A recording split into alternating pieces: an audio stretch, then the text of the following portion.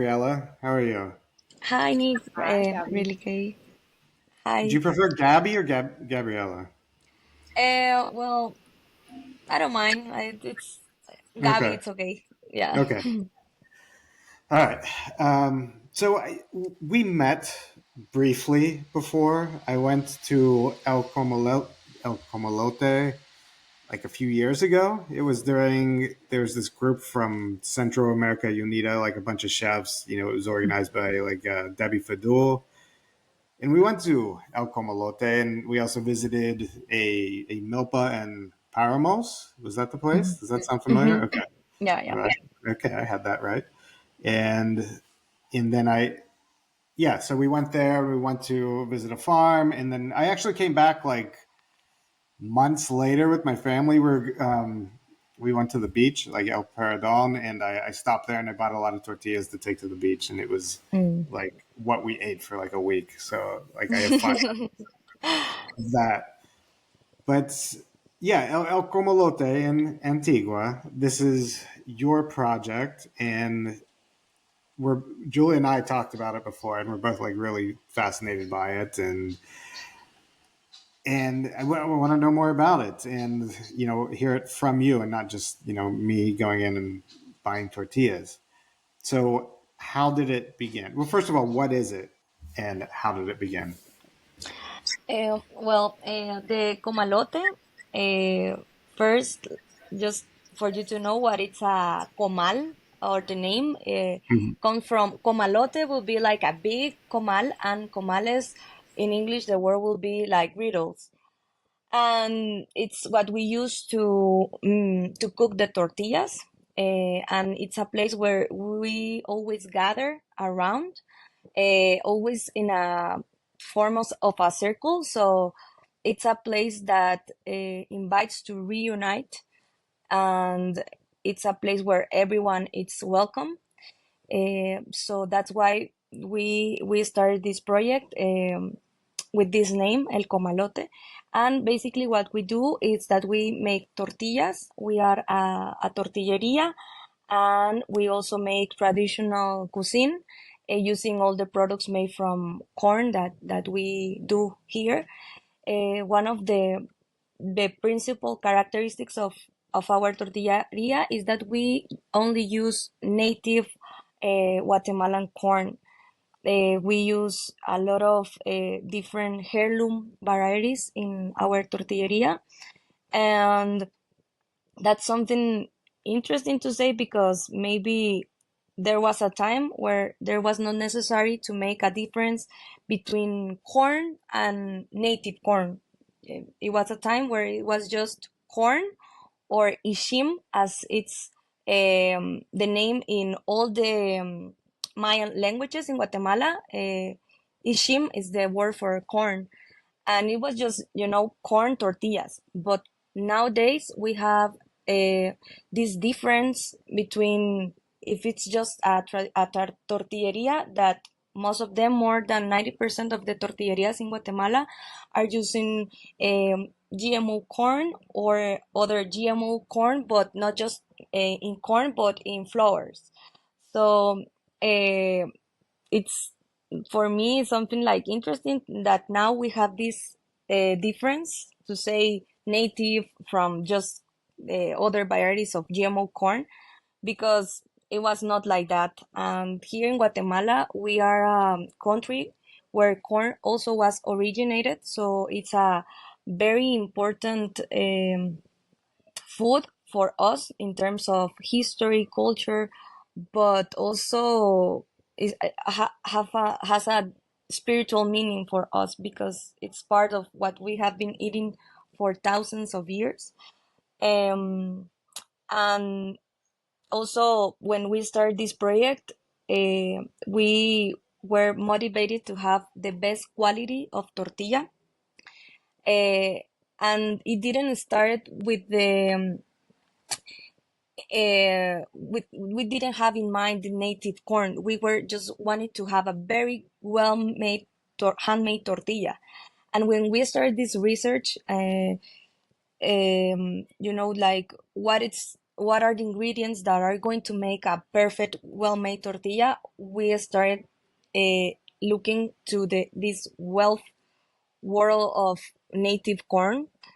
But for me, it's interesting because it was not the other way around. Like we didn't start this project because of native corn, but because of the tortilla, and then we found native corn in the journey.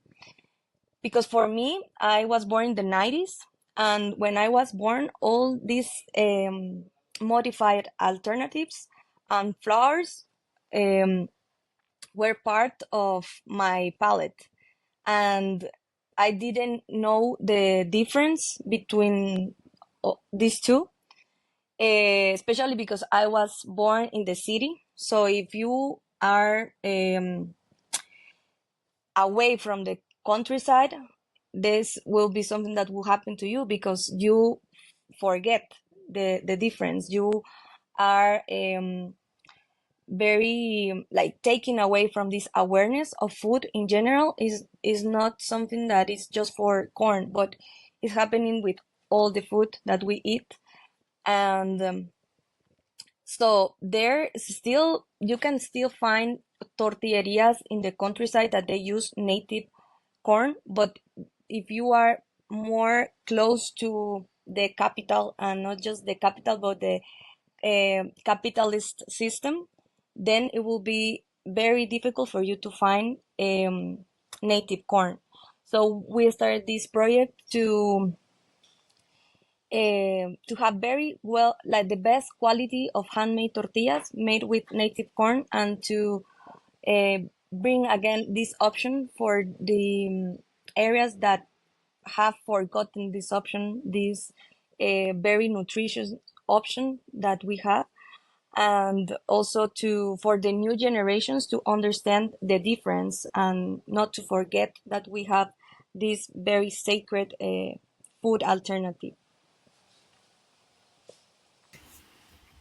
So what exactly happened to corn in Guatemala? I mean, at one point in time, everything was native corn, but then so what happened? Was it war? Did that have a big effect? Like the Civil War, did that kind of change things and the way things were made, and after the post-war No, era? I like yes, it's also part of the problem, but I think that before the 60s, there was some laws that approve the importation of these GMO options. So it's very difficult for native corn to compete with these GMO options because, first of all, they are in price, they are lower. And here in Guatemala, all the products made from corn are very sensible to price. It's something that you don't want to pay a lot for it because it's something that you eat daily. So it really the price affects directly to your family economics. So that's why it's very difficult to compete with this alternative. And it get also another thing was that these GMO corn flours were also introduced to the market. And it's very easy, just if you have this flour, it's very easy just to put water to make the masa that we use to make the tortillas. And with corn, you have to make all a very extensive process that you have to storage the corn, you have to nixtamalize the corn, you have to grind it, you have to care for it. So it's not just just flour, water, and that's it. But it has a lot of process before to obtain the tortilla. So this was very helpful for the market because now that we live like in very in that you don't have time and you want everything quick and everything like that, all these alternatives that were introduced to the market, then the people started preferring these alternatives rather than native corn. Gaby, and what is the approach of the government in regard to this? There are like some subsidized that have affected how, prices, but also, the convenience of consuming these more processed masas or corn or tortillas, or what is the government doing about it, or over time? Yeah, I think that they are not doing a lot. Actually, right now, we are in a fight because there are some laws that are wanting to introduce Monsanto in Guatemala. And I think if we still have native corn, it's because of the resistance of indigenous communities. It's thanks for them that we still have this food, because if there um, weren't for them, maybe we were not having native corn anymore. Um, Actually, it's a very hard resistance because all the system, I think um, it's not working for preserving this diversity. Um, the also another problem is the land access, because most of the farmers don't have big land to cultivate. They just have like little spaces. They cultivate most of them for their own consumption and not to sell. Um, so I think it's very dangerous that we don't have as a government plan for preserving all this diversity. There are very little work, but there's no like something that I can say that the government is doing like a huge movement. The ones that are doing all this work are the indigenous communities. Um, so when I was there and we went to that milpa, Rafa Meyer, who's he's the corn expert. He runs Fundacion Tortilla in Mexico. He was there and he said something that I think about all the time. He said he told me or someone, but I mean I heard it that he said it's very expensive to invest in the infrastructure to preserve maize, which Mhm. I think about it all the time, and it's just it's really hard to think about it like that. That it's that as much as we want to preserve all these foods, it's expensive. All the like everything's stacked against us from doing that. Like you mentioned, like Juliana mentioned, like government subsidies and things like that. It's like I'm sure the government's actively making it harder to do this, and it's just a difficult concept to wrap your head around. We all just want it to kind of be easy, but it's not, and it is expensive, and it does take a lot of work. And what do you think of this, Gabby? Yeah. I think it's true. It's very expensive. Actually, I think that what we are paying for native corn, even if we are trying to pay something that it's fair, I think that it's not enough because it's a lot of work, and all the machinery that with all the farmers that we work, they don't have machines. It's all by hand. Because machinery is expensive and it's something that they don't have access to. And if they have access to machines, then the price of corn will be like something that that the population won't be able to pay. So I think something that it's important to say is that uh, corn, it's something that we have been eating uh, in this part of the continent like since always, you know. So the cultivation is also something also that is part of our traditions and our culture.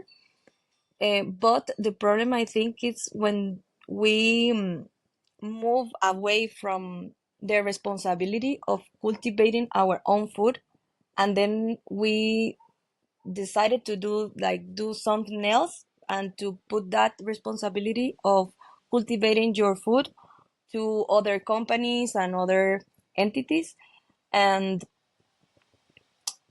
then it's like very difficult to eat good food. And we I think we live very unaware of what is happening in the cultivation of our food, and is how the system wants to be, not just to put our eyes in all the processes that are being made in the food industry, because in that way it's better for all these companies. I think that they will have a lot of problems if we put in our eyes in all the processes that they are doing. So then we have all these cheap alternatives, but they are not nutrition. They don't have nutrition, um, or sometimes it's almost like eating something that is damaging our health. But it's the price is something that we can pay, and then we say that it's okay. But I think the question for me sometimes is like, what are we putting our resources into? Because maybe if we help, or maybe we were paying more for corn to be able for the farmers to have machinery, maybe we were eating the best corn and we were being paying less in doctors or other health issues. But we prefer to eat a food that it's not nutritious, and then pay a lot in other things that are damaging our health. So it's very hard, and I think that for us as a country where we are very used to eat corn, and that we don't anymore take the time to think all the process that is behind, um, I think in that way we will be very difficult to pay something more fair and to give other alternatives for the farmers.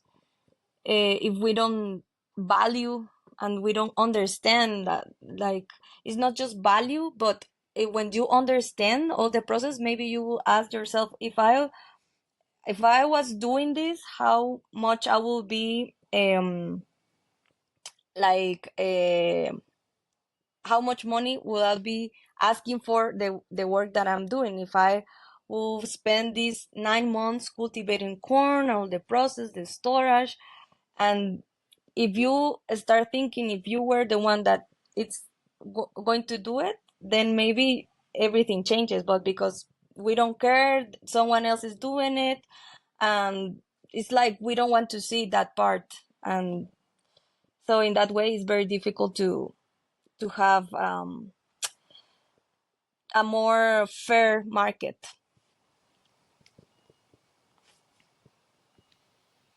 And Gabby, how, as a initiative that unites all these purveyors and farmers of native varieties of corn, how does that work? How did you start, and how the process has changed because you are gathering more and more farmers?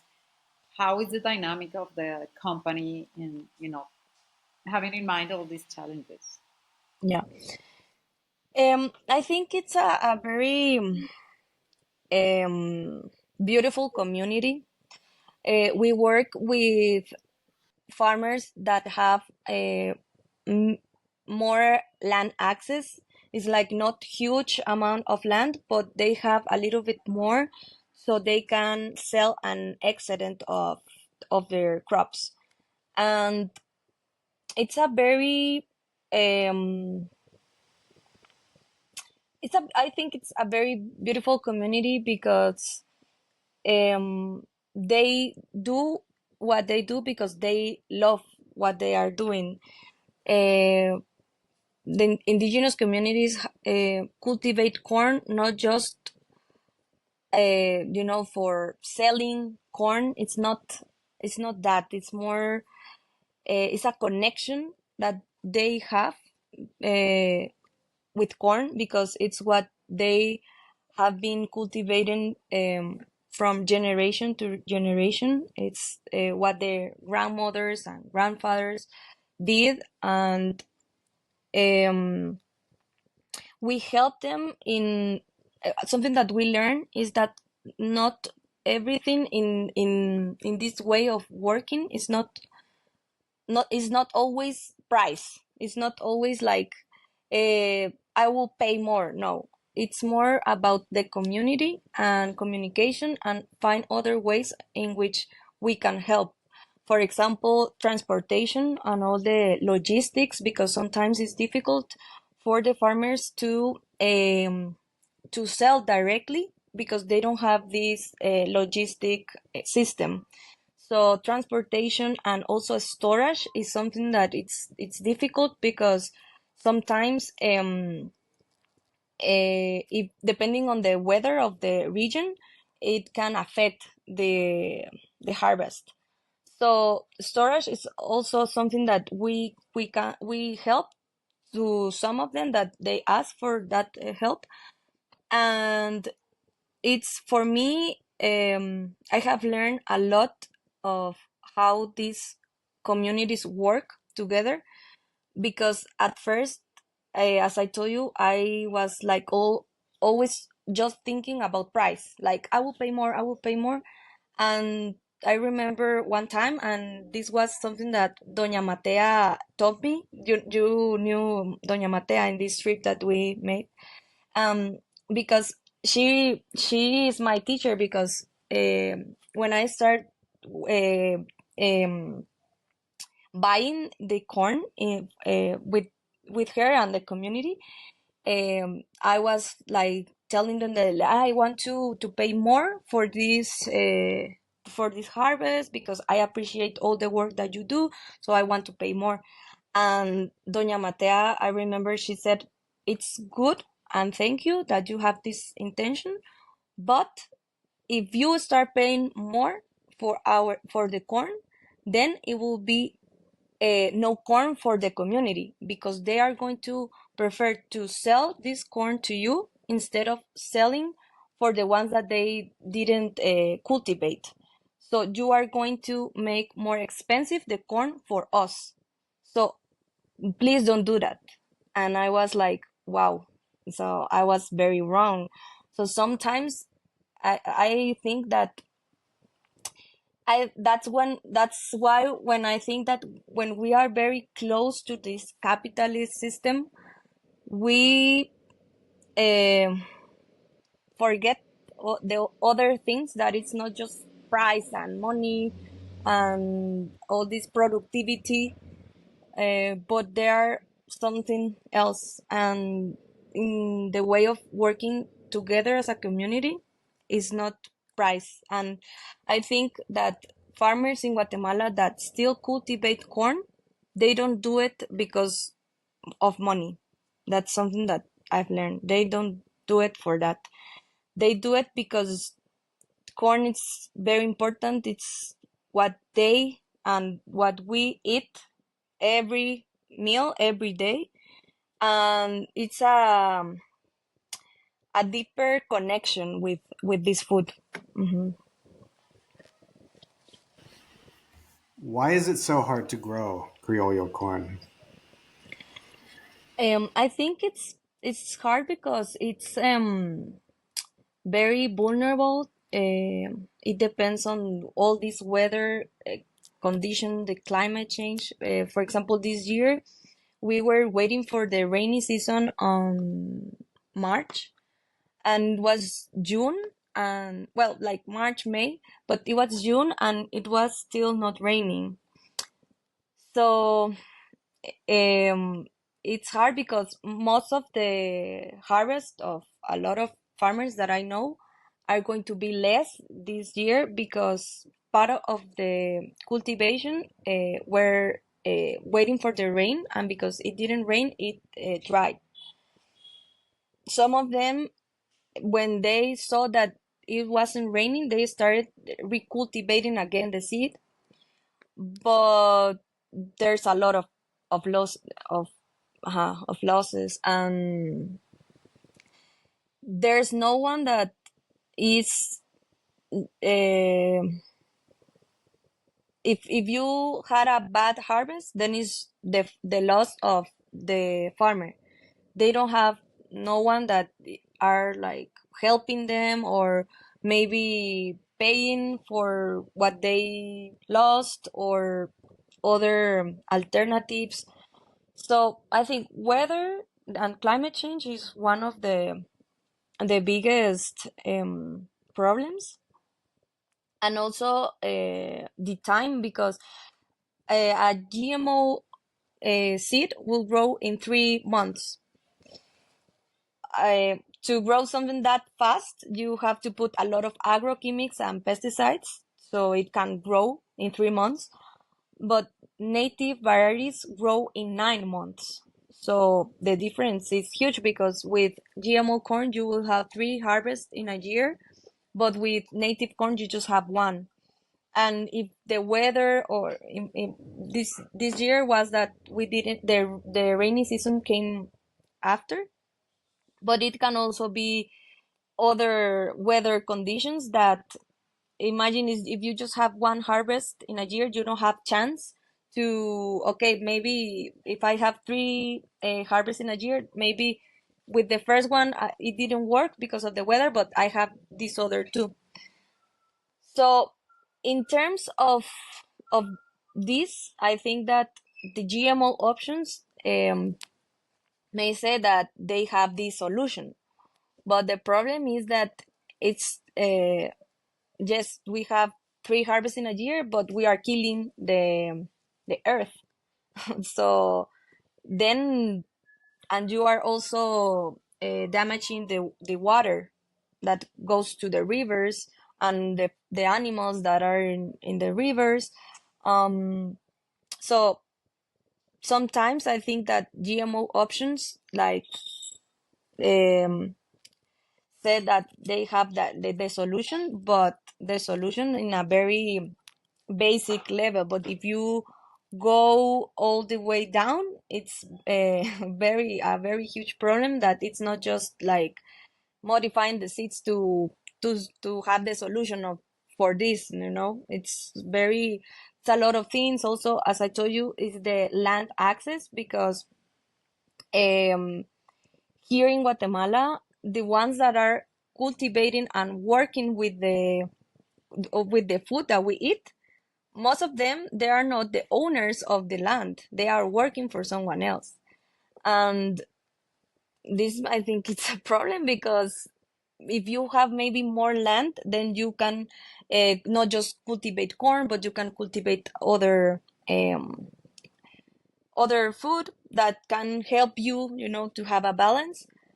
But most of the time, they it's what happening, that they don't have a lot of land to have a balance. So that's one of the principal problems also. I was thinking,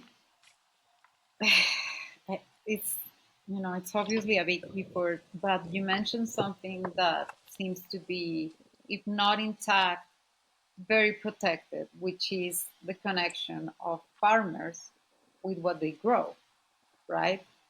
And I can imagine the people buying these native varieties are somehow connected with this, because otherwise they will not be buying it as you, right?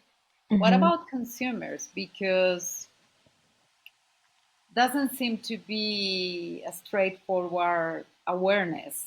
One Mm-hmm. thing is to, know the difference. This is more expensive. This is native corn. You see the label. You see, but do you think consumers feel this as naturally as farmers? They are obviously farther away from the land. Mm-hmm. It's part Mm-hmm. of the problem of connection in industrial societies and capitalism. But I was wondering about that because it seems to be so important to this resistance and that somehow they survive, that is not coming all out of profit and the motivation to make more money. There is this, Mm-hmm. you know, care, deep care. Mm-hmm. And I wonder if the same is happening on the other side. And if you have seen a change, or that's another challenge. Mm-hmm. Mm-hmm. I've seen a change in terms of appreciation of this alternative, because when we started 5 years ago, it was very difficult to. We had to make um, to work on making people understand the value of the difference between native and GMO corn. They, as I told you, especially I'm talking about the city, the Guatemala city, or in Antigua also, because we are very close to the city.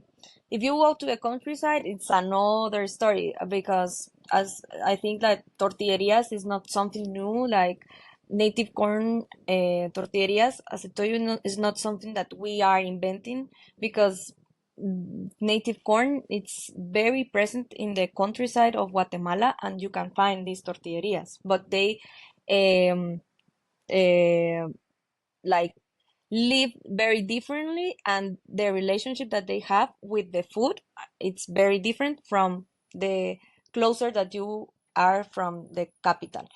And so I think that we have seen this change in thinking, oh, okay, so not all the tortillas are the same, and I appreciate this difference, and I think that it's more, the quality is obvious because of the all the senses, the smell, the flavor, the texture, all the experience when you eat a native corn tortilla. I think that's very clear, the difference. But I don't think that we are we're having this connection as it is for the farmers. And I think it's basically because if you are not responsible of cultivating your food, maybe not just corn, maybe at least, have a plant of chile in your garden, or if you don't have a garden, in your kitchen, or maybe some leaves to cook. I think that it's very important for us to start putting our hands in the earth and cultivate something, because we look have like we don't understand anymore all this process. We are very used just to go to the market, grab all your food, eat them, and that's it. But we are very disconnected for the whole process of a plant, of growing. And it's not just for corn, as I told you, it's for everything. I think that it's very important for everyone to start at least cultivating something, to start having this connection. Because imagine, I think that it's very different if you eat this tortilla, that it's delicious, and as I told you, with native corn, it's the quality is a big difference. But imagine that this tortilla is from the corn that you have been cultivating for 9 months, and you made the whole process, and then you eat it. It's like, we will be like something very special. But so I think that it's not just to say like, wow, this is very good taste and all that, but to have this connection, I think that we need to put more our hands and our responsibility in what we are eating. And if we don't have the space to cultivate corn, at least something.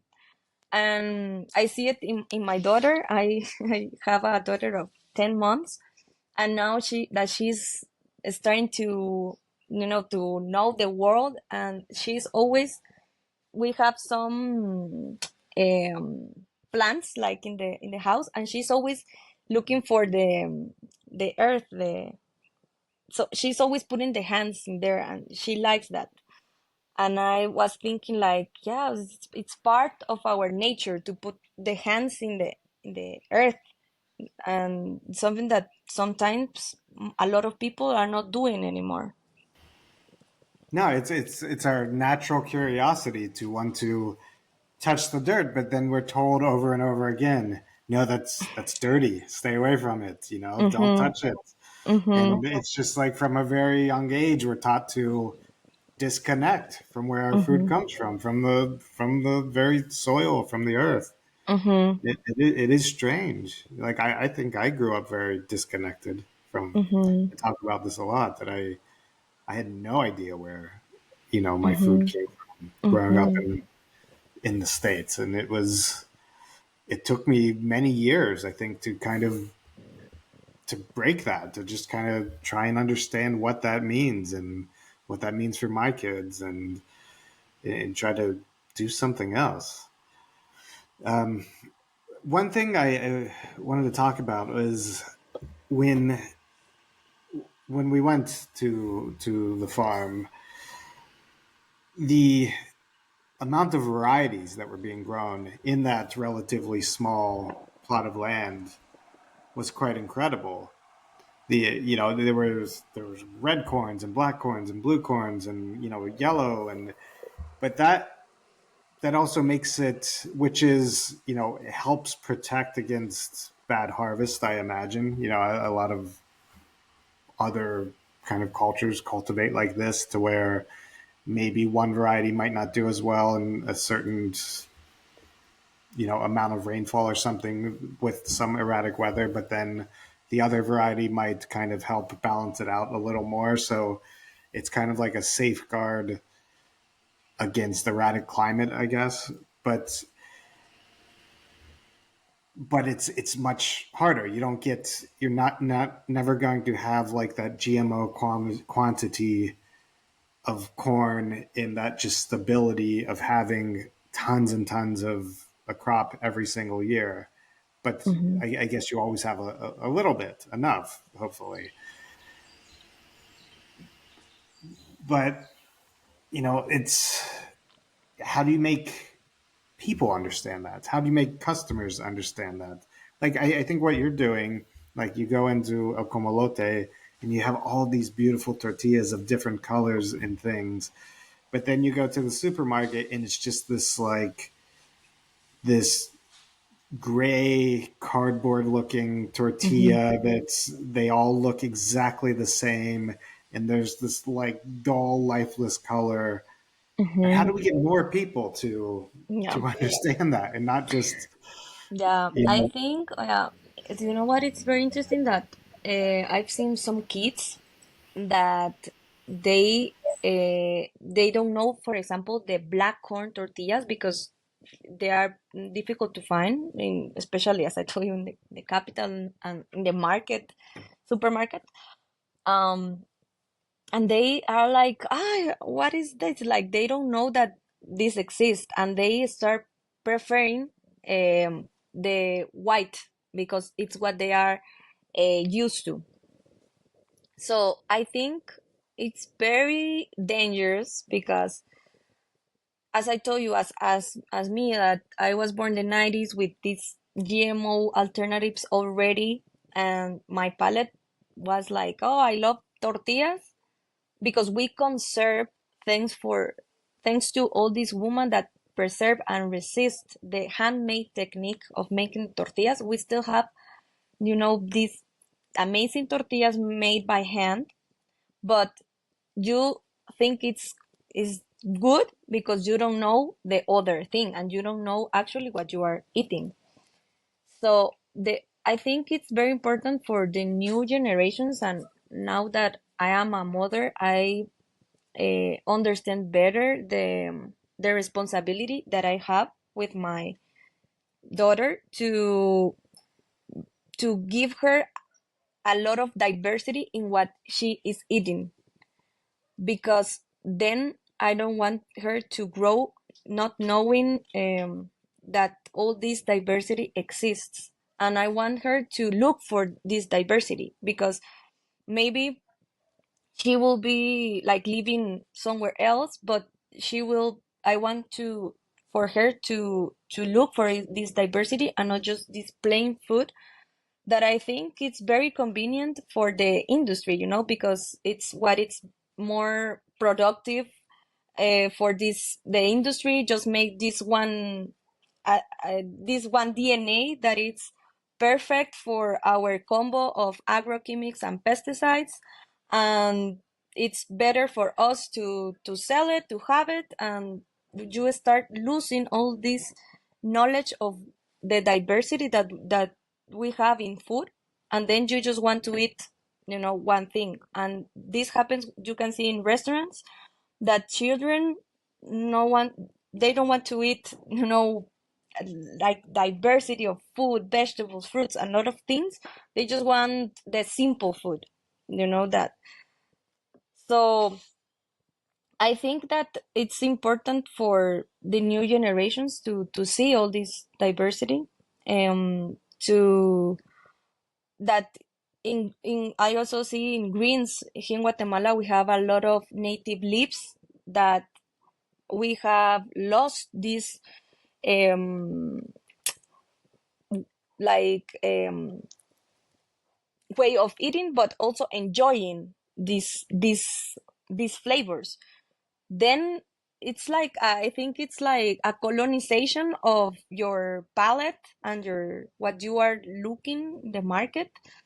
Then you just want something that it's sweet. You just want something that tastes like in the way that works for these companies and the industry in general. And all this rich food with a lot of nutritious properties, and that is good for our health, then we don't like it anymore.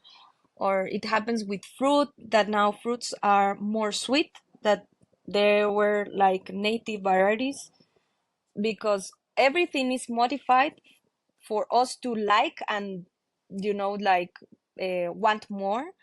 But I don't think it's meant for our health, our well-being, or or to preserve the connection with the earth, with the I don't think it's meant for that. And I think we have to do the people that are working with certain food, as us in El Comalote. Um, I think we have to make more awareness to. I want to do that too.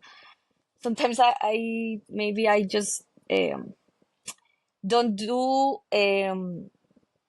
I want to do more to make more awareness of this, to make more content about this.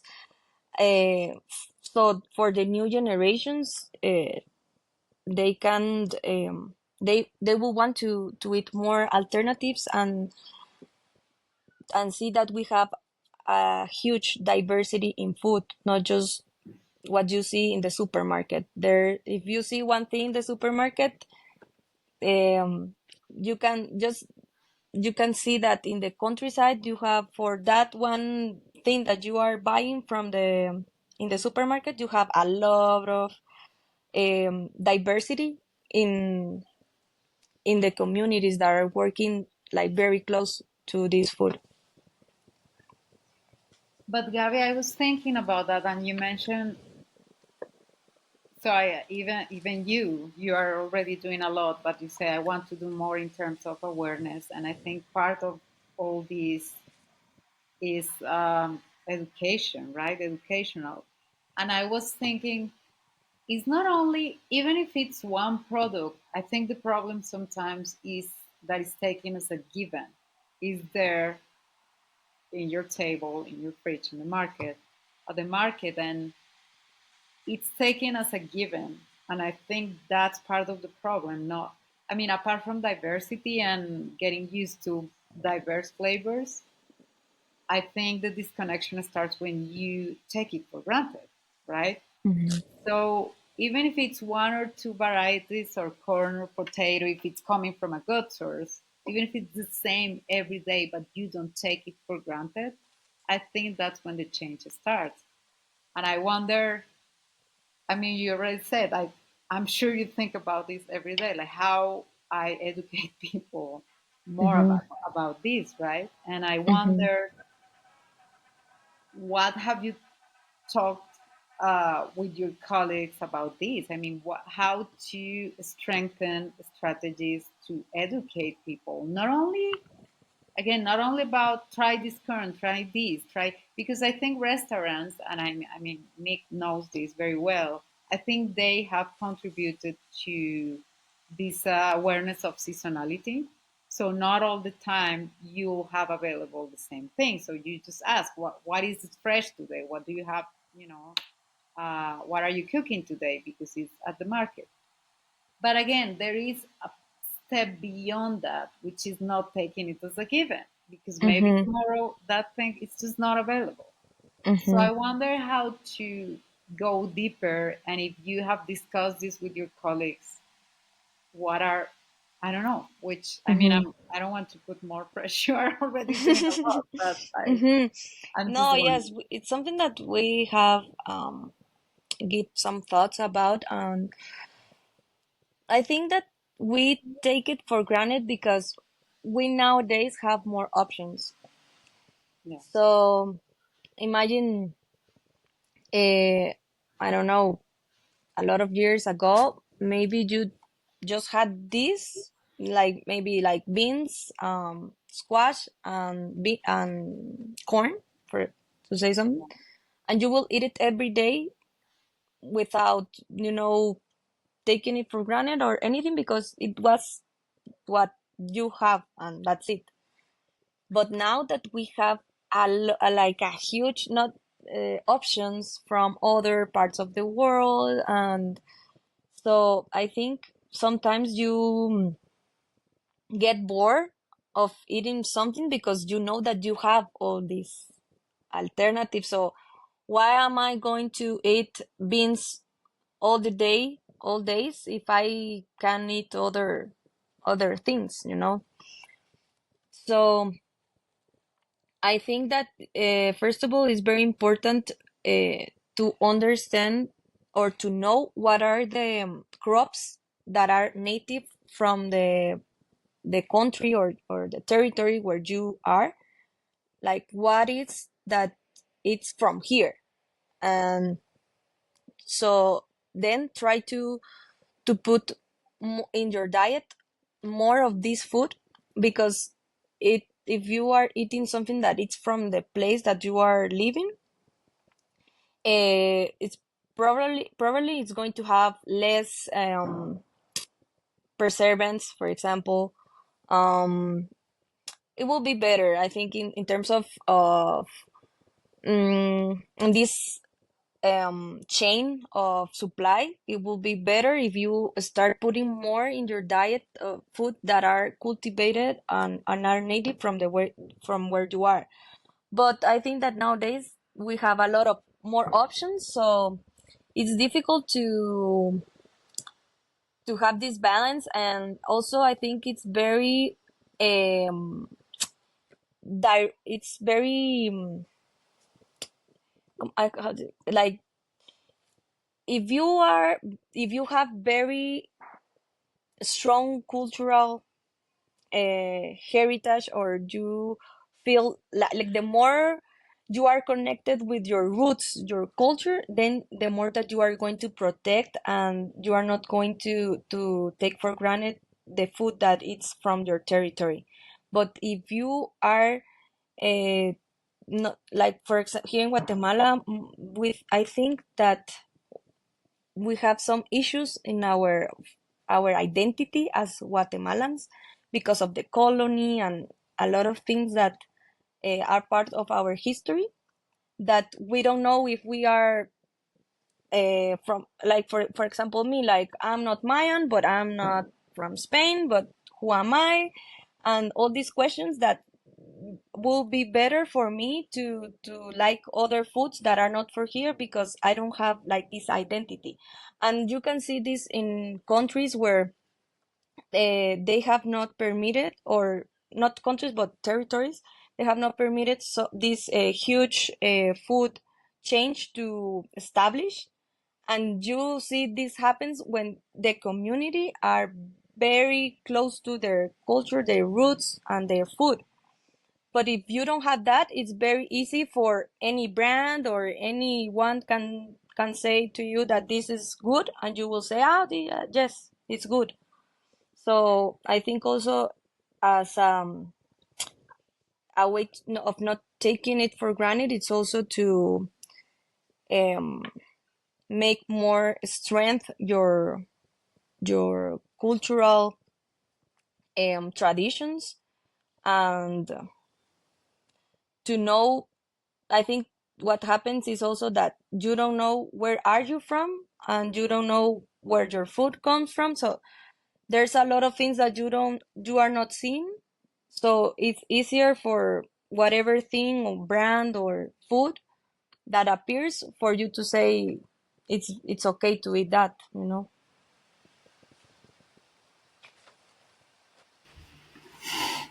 Yeah, yeah. It's hard. I mean, like these companies are eager to move in on any doubt you have and make their way into your life. And I Hmm. think when people lose, like I never felt I'm half Italian and all this other stuff, and living in Ohio in the States, it's like I had no cultural connection to the food of where I'm from, and Hmm.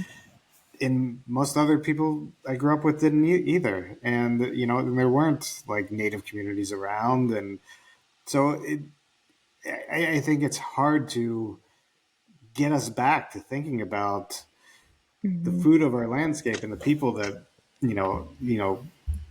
grew all these amazing varieties of things, and it's difficult, and I think it's a big leap in the mind for a lot of people, and they've become so used to just going to the store and buying whatever's they can afford and whatever just appeals to them at the moment, and whatever has a nice looking package or Hmm. whatever.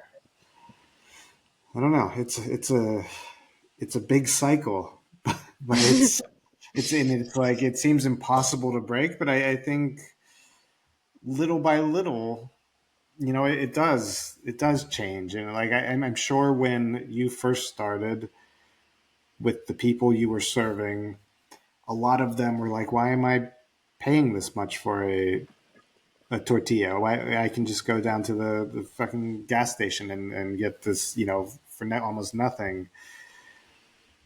But I think over time they probably Hmm. saw, right? Hmm. Okay. Yeah, I think it's something that takes time, but um, we need more projects that are putting this in the table. Uh, I don't think that we are going to change, for example, the industry in Guatemala of tortillas, but I wish that the people that are consuming our products are making these questions, and I are having more awareness of what they're eating, and we have this also motivation to make more awareness and more awareness, so we can maybe change just one person that are asking other questions. That will be something that it's good for us. And the more projects that start doing that, maybe in more in the times to come, we will see these changes. And especially from these new generations, that are it's very important for them to know that what all this diversity, and not to forget also what their ancestors used to eat until now that you exist, that there were something that were sustaining in terms of food on your ancestors. So yeah, it's very difficult, but I think that it's possible to make changes. Oh, like I think last week I wrote Debbie Fadul, and I told her I was interviewing you, that we were interviewing you, and I asked her what I should ask you. And one of the things she said was to ask you, why do only women work at El Comalote? Mm. Yeah. Well, in Guatemala, the tortilla making technique um, and process is something that it's a woman's territory. Like it's maybe you can see a man doing tortillas, something that you can find, but it's not very usual. Or in tortillerias, you won't see um, any men. So that's why we started just being women, and now we are a big group of just women. We are now 12 women working in the tortilleria, and it's very. I'm very grateful for the team that we all the things that we are building together. It's very satisfying to work together as women, but there are also a lot of um, challenges because in terms of work, women when they end their work at El Comalote, they start the other work that is in their homes with their families. So it's difficult to find this balance because now we have some men added to the team, but they don't have. I see now like more clear all these differences because most of them go to their houses and they just go to relax, and the work day it's ended. But for women it's not like that. And they have a lot of responsibilities um in their houses, so that's something that we are working on in El Comalote to have more flexibility in their times, because they most of the time they have to see for the children, so they need more time, they need different things that the men that worked with us don't need. That's something. And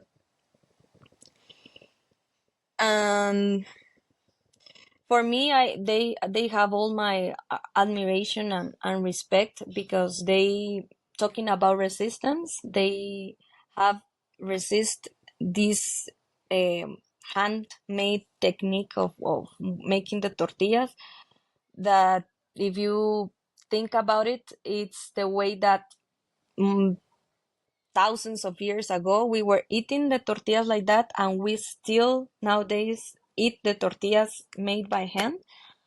So it's something that it's something that I admire, but I also know that it's not just something like beautiful, but it's something that includes a lot of political struggle.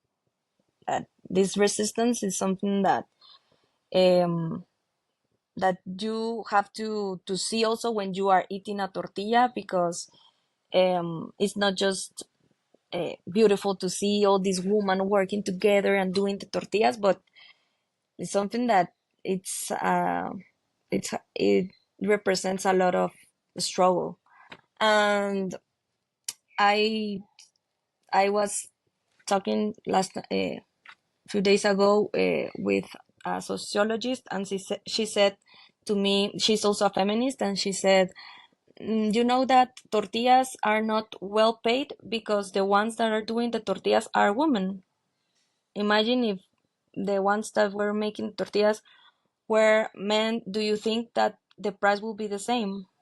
And I was thinking like, oh, and I started thinking about also the bakeries, because here in Guatemala, bakeries are more, you can see more men like working bakeries, and you can see the difference in price between bread and tortilla, even though corn it's more expensive than the ingredients that you use to make bread. So for me, it's a very huge responsibility to have this project in where all the women are working, because and especially because I'm a woman also, so I want to make a safe place for them, for me, for my daughter. She's also a woman, and to help them have a more balanced life, and to be able to have a well-paid salary for the job that they are doing, to respect all this work that they do. So these are like something that also motivates me a lot, guides my work in El Comalote. Is not just the corn, that it's very important for us because it's the special ingredient that we use, but also the responsibility of having all these women working with me together as a team. Thank you. Julie, anything else? Yeah, I was thinking, I mean, obviously there is this, again, awareness of all the effort this implies, obviously gender issues, inequality, all the things we know make part of this complicated situation. But I also think that, because I was thinking about this contradiction, we understand diversity when it's to our service. So we want more, like more foods, more different types of. So our curiosity seems to work when it comes to that. But we Mhm, reject diversity when it's about not availability, or mhm, bananas that are not perfect, or beans that are not the same size, or that are ugly, because mhm, ugly in mhm, terms of what we have defined is beautiful and not. mhm, So I think beyond obviously inequality, the that lack of value we give to certain roles, and the labor of women in this case, I think it depends on the role. How we imagine in the world. If it's to our service, if it's like an anthropocentric way of seeing it, then we're fine. But if we have to understand that we are just one more thing that is part of the ecosystem, then that's the shift. I think that's the deepest shift we need to make, apart from all these again complications mhm, with the human race. But I think once we understand that, I think it's easier to connect with the farmers, to collaborate, to value every single piece of all this complicated chain. And I think, I don't know, it's a matter of time, but we all need to, I think, take in that we are part of an ecosystem, and just one more thing. And how are mhm, we contributing to the ecosystem, and know how the ecosystem serves us? Because mhm, that's when we are perfectly fine with diversity and all that. So mhm, I don't know. I was just, I mean, again, I think Gaby is working on all this, and that's the direction I think she's like pointing to. And I keep thinking how to echo that from our, I don't know, mhm. capability and understanding of people that are doing much more than we do, like Gaby and the tortilleras and farmers, right? Mhm.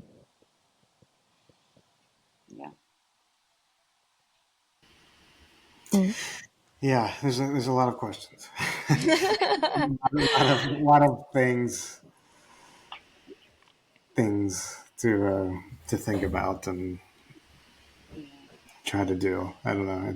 It seems overwhelming at times, but then I see how something like a tortilla shop can, the big changes that can happen Mhm. just from trying to make a better tortilla, and it makes me think that anything's possible. So yeah. But at the same time, on a happy note, is so simple, so beautiful. I was thinking the other day, seeing one of the documentaries. It's so simple and so fulfilling and feeling. A good Mhm. tortilla made with the right in the right weight with the right corn. You don't need Mhm. much more than that. Mhm. No, they're amazing. Like They're there's amazing. few things that taste better than a warm Exactly. Yeah. tortilla made from good corn. It's Yeah. like you really don't need anything else. Like No, you it's don't. so perfect. Yeah. Yeah, exactly. Yeah. So the more we value that, then we need Mhm. less. Mhm. Yeah. You are talking about the documentary that Yeah, the one because from National Geographic that was uh-huh. then Oh yeah, I watched that too. Yeah, it was Yeah. nice so then with you yeah. and Debbie. And Yeah. Yes, I think it's sometimes we like to complicate but food, I think we are born to eat like food. It's basically it's so simple at the end. It's Yeah. we have turned all the process of growing food so difficult because when you think about cultivating something, you start thinking like, oh my God, like how I'm going to grow corn and all the process. And yes, it's a lot of process and all that, but it's simple at the end because it's something that it's meant to be simple because otherwise we won't be here. We exist because we eat since since the world we've been eating. So I think that all this chain that now supplies the food, I think it's complicated because I don't know, like because of the mass it's consumption, yes, but also like trying to say like, okay, it's like saying like I'm going to sell tortillas and I want to sell tortillas to the whole world, and it will be just my tortillas, like anyone can eat other tortilla rather than the el comalotes tortilla, just mine. So I think that's where everything is complicated because then I will start making something. So other people that are making tortillas, I want them to forget how to do it. I just want to have the knowledge, just me, and everyone else no, so but at the end it's not difficult. It's not difficult if the food is just for your family. What it's difficult is to have this huge chain to give food to everyone, that nowadays we live in this system because we are not anymore responsible of cultivating our food because years ago everything, we went apart from this process. But I think it's very simple. If you just put like I like to say chiles. Here in Guatemala we have chiltepe, that it's a little chile that we use a lot, and it's native from here. So you just, if you are eating this chile, you can preserve one and you can put it in the earth, and it will start growing, and then you have chiltepe in your house without doing anything. I have it in my garden and I don't put even water because it's native from here. So it knows that when it's adapt to the rainy season in Guatemala, and I have this chile in my house. So it's not something that it's meant to be difficult. And I think, as you said, I think we are wrong by thinking that it's difficult, but no, it should be very simple. And maybe we can start with these little things that we can have in our houses, and to see that food grows, and it's something very beautiful when you eat something that you cultivated from your hands. No. Just planting seeds. It's such like Mhm. a profound, statement act. Mhm. It's a metaphor for so many things, Mhm. and yeah, it's Yeah. just a little seed, and it can have a giant effect. Mhm. So, all right, well, on that note, Abby, thank you so much. It was a pleasure Thank you so speaking with much. you, Yeah, thank you. and we'll see you in Antigua sometime Yeah, soon. Yes, Yeah, please come to visit. all right. And thank you for the time. For me, it's also I like these spaces because I also take the time to to think about these things, because when you are in the working every day, sometimes you forget to have this pause and to talk about this topic. So thank you for having me, and you are always welcome here in Antigua and El Comalote also. Hope All to right. meet you, Juliana, also. forward to that for sure. Yeah. Those tortillas. All right. See you Yeah, soon. thank See you you. soon, guys. Bye bye. Bye.